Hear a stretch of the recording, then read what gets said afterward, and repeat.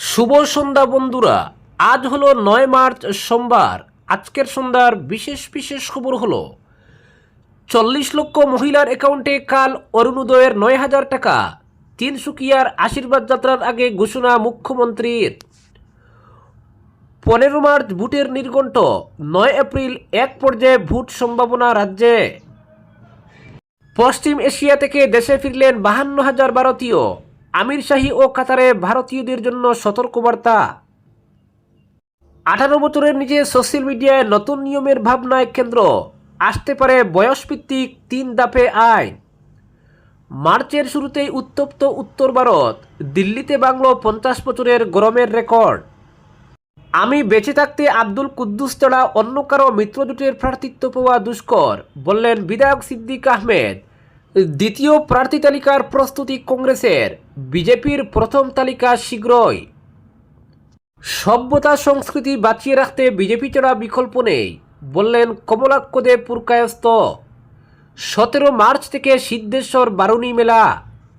এবং সর্বশেষ খবরটি হল, যুদ্ধেও ভাঙবে না ইরানের শাসন ব্যবস্থা। অভিযানের ফল নিয়ে সন্দেহ মার্কিন গোয়েন্দাদেরই। অপারেশন এপিক ফিউরি নিয়ে চাপে ডোনাল্ড ট্রাম্প।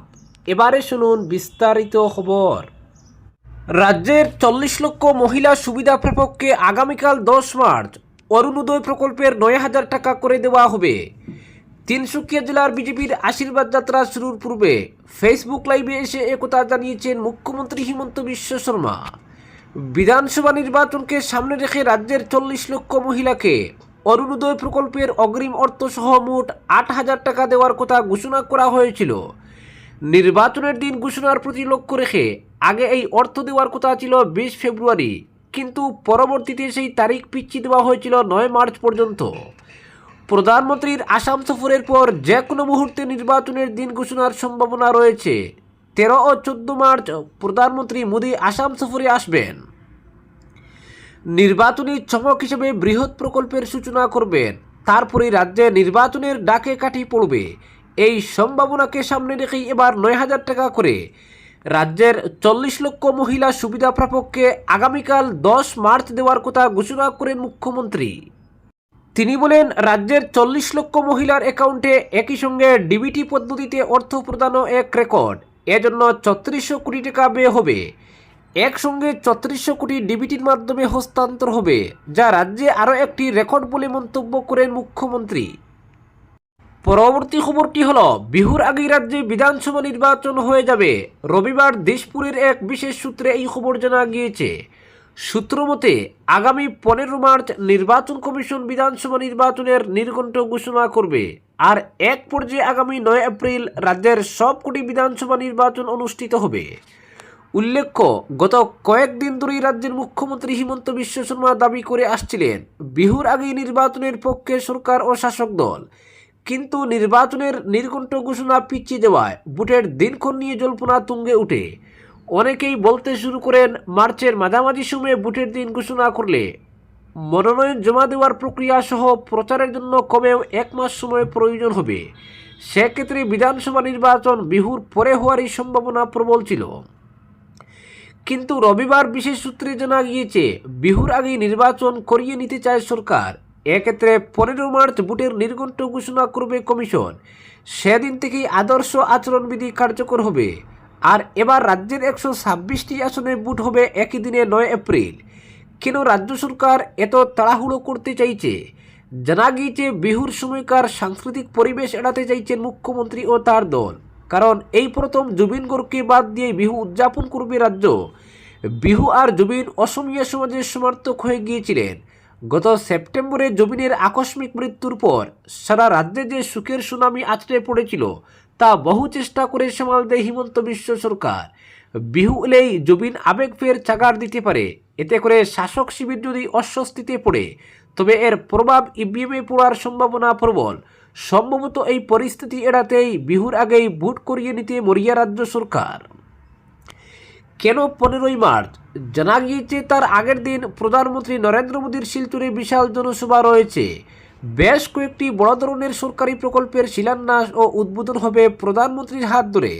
তাই প্রধানমন্ত্রী আসাম সফর ছেড়ে দিল্লি ফেরার পরদিনই নির্ঘণ্ট ঘোষণার পরিকল্পনা রয়েছে নির্বাচন কমিশনের। পরবর্তী খবরটি হল দ্বিতীয় তালিকার প্রস্তুতি কংগ্রেসের। বিজেপির প্রথম তালিকা শীঘ্রই। বিধানসভা নির্বাচনকে সামনে রেখে আসামে প্রার্থী তালিকা ঘোষণা ঘিরে রাজনৈতিক অঙ্গনের তৎপরতা ক্রমশ বাড়ছে। ইতিমধ্যে রাজ্যের প্রধান বিরোধী দল কংগ্রেস প্রথম দফায় 42 জনের প্রার্থী তালিকা প্রকাশ করেছে। অন্যদিকে শাসক বিজেপি নেতৃত্বাধীন জোট এখনও তাদের প্রথম প্রার্থী তালিকা ঘোষণা না করলেও খুব শীঘ্রই তা প্রকাশ পেতে পারে বলে রাজনৈতিক মহলে জোর জল্পনা শুরু হয়েছে। ফলে নির্বাচন ঘনিয়ে আসার সঙ্গে সঙ্গেই দুই প্রধান রাজনৈতিক শিবিরেই প্রার্থী বাছাই নিয়ে ব্যস্ততা বেড়েছে।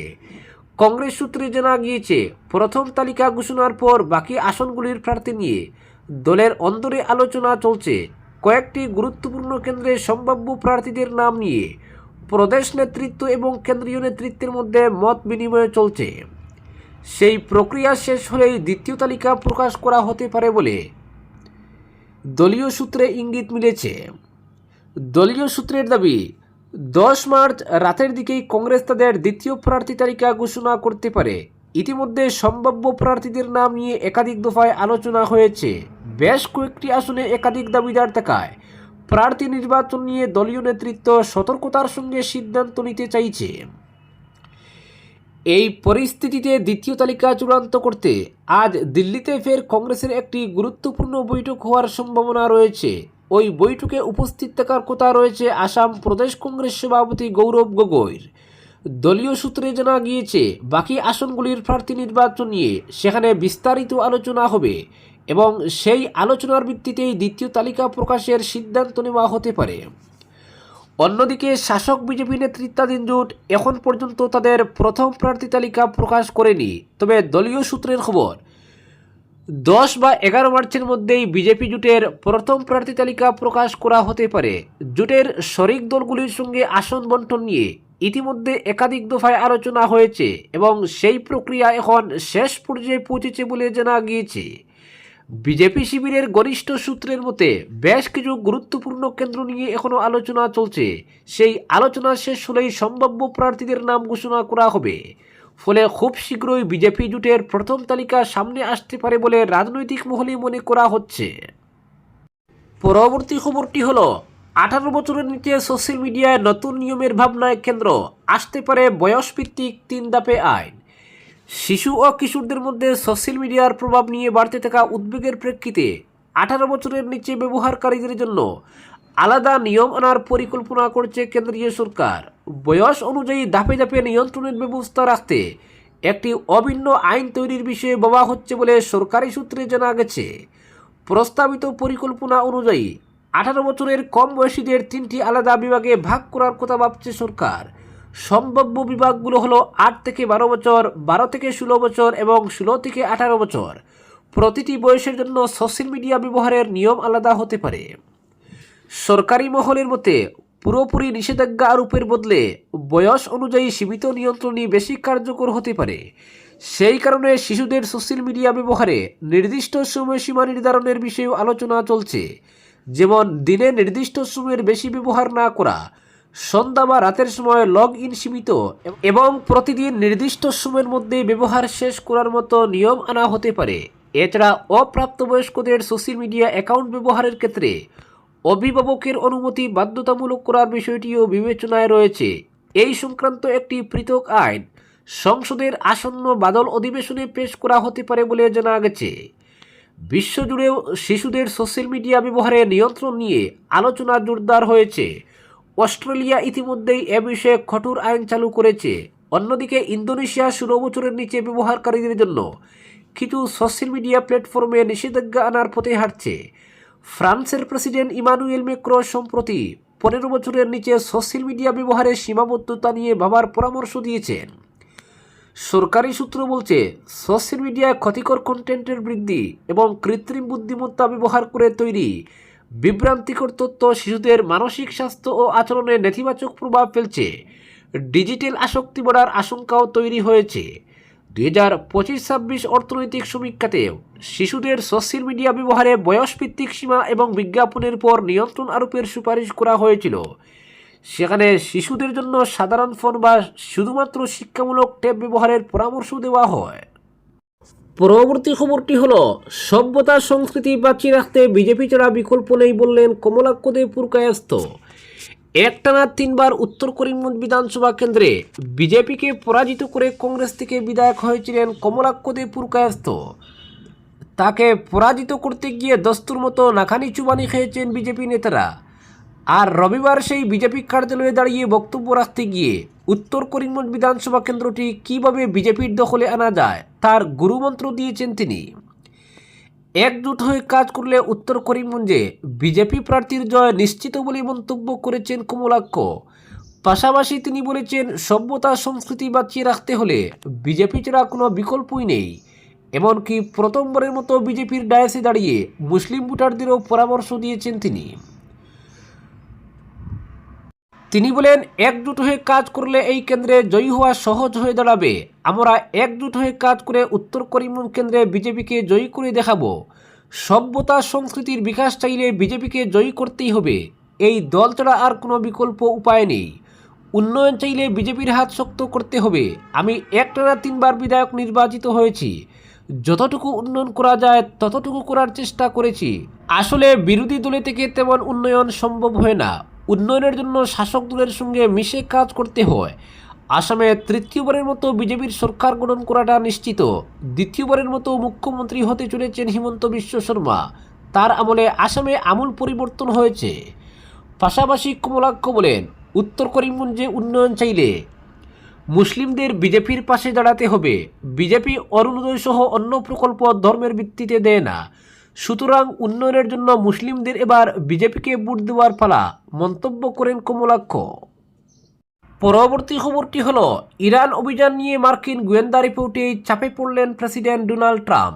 ইরানের বিরুদ্ধে বড় আকারের সামরিক হামলা হলেও দেশটির শাসন ব্যবস্থা ভেঙে পড়ার সম্ভাবনা খুবই কম, এমনটাই জানিয়েছে আমেরিকার একটি গোপন গোয়েন্দা রিপোর্ট।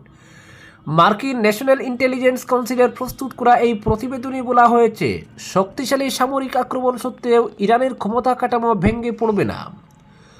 প্রতিবেদনটি তৈরি হয়েছিল মার্কিন যুক্তরাষ্ট্র ও ইসরায়েলের সামরিক অভিযান শুরুর প্রায় 1 সপ্তাহ আগে। বিশ্লেষণে বলা হয়েছে, দেশের শীর্ষ নেতৃত্ব নিহত হলেও ক্ষমতার ধারাবাহিকতা বজায় রাখার জন্য ইরানে আগে থেকেই নির্দিষ্ট প্রক্রিয়া হয়েছে। তাই নেতৃত্বে পরিবর্তন হলেও পুরো শাসন ব্যবস্থা ভেঙে পড়ার সম্ভাবনা কম। গোয়েন্দা বিশ্লেষণে আরও বলা হয়েছে, ইরানের বিরোধী রাজনৈতিক শক্তিগুলো এখনও ছড়িয়ে ছিটিয়ে রয়েছে এবং সংগঠিতভাবে ক্ষমতা দখল করার মতো অবস্থায় নেই।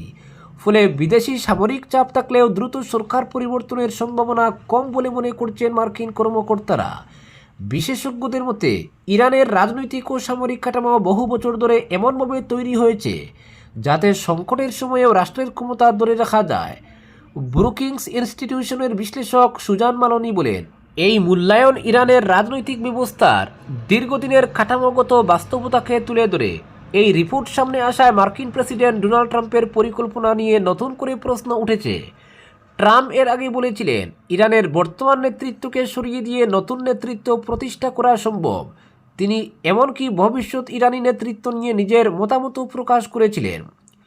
হোয়াইট হাউস জানিয়েছে, চলমান সামরিক অভিযান অপারেশন এপিক ফিউরির লক্ষ্য হচ্ছে ইরানের ব্যালিস্টিক ক্ষেপণাস্ত্র সক্ষমতা ধ্বংস করা, নৌবাহিনী দুর্বল করা, তাদের আঞ্চলিক মিত্রদের অস্ত্র সরবরাহ বন্ধ করা এবং পারমাণবিক অস্ত্র তৈরির সম্ভাবনা চিরতরে ধ্বংস করা।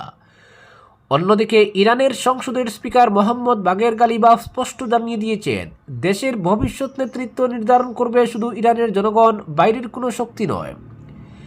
গোয়েন্দা মহলের এই মূল্যায়ন সত্ত্বেও মার্কিন যুক্তরাষ্ট্র ও ইসরায়েলের বিমান হামলা অব্যাহত রয়েছে। বিশ্লেষকদের মতে, যুদ্ধ যতই তীব্র হোক, ইরানের রাজনৈতিক কাঠামো দ্রুত ভেঙে পড়ার সম্ভাবনা আপাতত খুবই কম। আজকের বিশেষ সংবাদ এখানেই সমাপ্ত।